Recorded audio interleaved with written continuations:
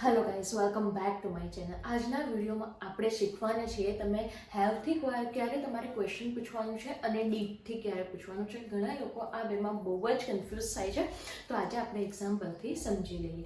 જ્યારે પણ તમે કોઈ પણ ટાઈમનું ઇન્ડિકેશન લઈને વાત કરો છો કે આ ટાઈમે તે આમ કરેલું, આ ટાઈમે તે આમ કરેલું, ત્યારે તમારે શેમાં ક્વેશ્ચન પૂછવાનું છે?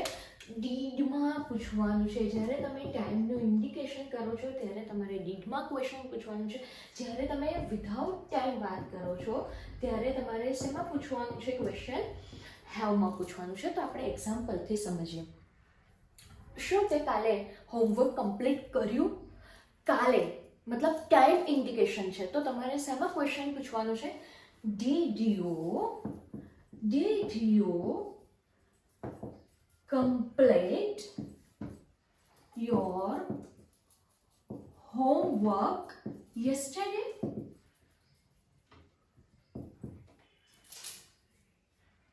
ક્લિયર? ટાઈમનું ઇન્ડિકેશન આવે છે ત્યારે તમારે ડીડમાં ક્વેશ્ચન પૂછવાનો છે.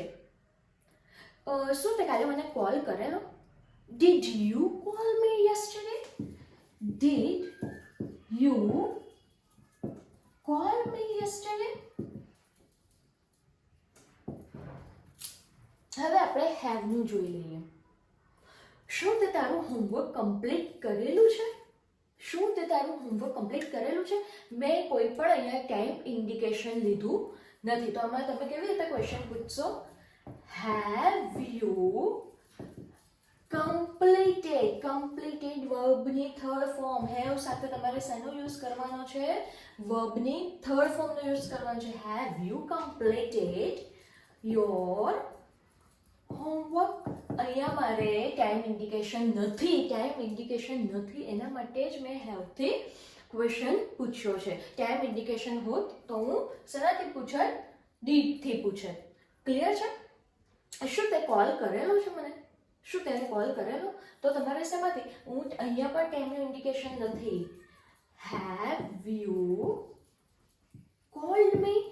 Have you called me? Have you subscribed me?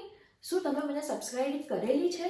Have you મેં તમને એમ નથી પૂછ્યું તમે મને કાલે કરેલી છે, પરમ દિવસે કરેલી છે. મેં ખાલી મારો ક્વેશ્ચન શું હતો? શું તમે મને સબસ્ક્રાઇબ કરેલી છે? મારો ક્વેશ્ચન એ જ હતો. Have you subscribed me? Have you followed me? Have you shared my video to all your friends and family members? શું કરેલો છે? Did you share my videos to your family members, to your friends yesterday?